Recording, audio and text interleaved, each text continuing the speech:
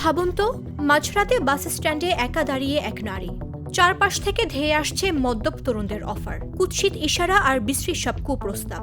কিন্তু তারা ঘুণাক্ষরেও টের পায়নি, যাকে তারা সহজ টার্গেট ভাবছে তিনি আসলে খোদ শহরের পুলিশ কমিশনার। গল্প নয়, সিনেমার স্ক্রিপ্টও নয়। হায়দ্রাবাদের মালকাজগিরির পুলিশ কমিশনার সুমতি ঠিক এই কাণ্ডটিই ঘটিয়েছেন।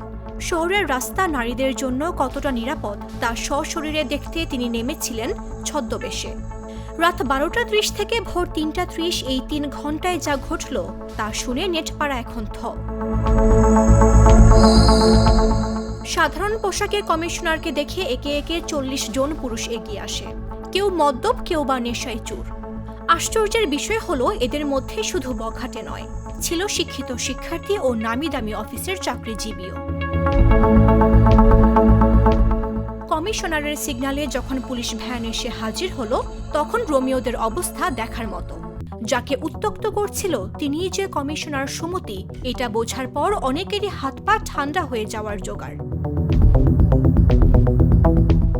শুধু রিপোর্ট পড়ে নিরাপত্তা বোঝা যায় না, ময়দানে নামতে হয়। এই মন্ত্রেই বিশ্বাসী সুমতি। তবে তিনি শুধু শাস্তিতে বিশ্বাসী নন। অভিযুক্তদের থানায় নিয়ে চলল কড়া কাউন্সেলিং। জনসম্মুখে নারীদের সাথে কেমন আচরণ করতে হয় তার স্পেশাল ক্লাস নিলেন তিনি নিজেই। সুমতি ম্যাডামের এই দাপুটে স্টাইল আর সাহসিকতা এখন সোশ্যাল মিডিয়ায় সুপারহিট।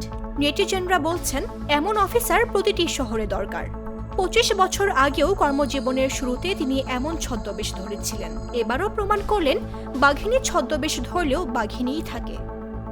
মামদুহা রাইসা, জাগো নিউজ।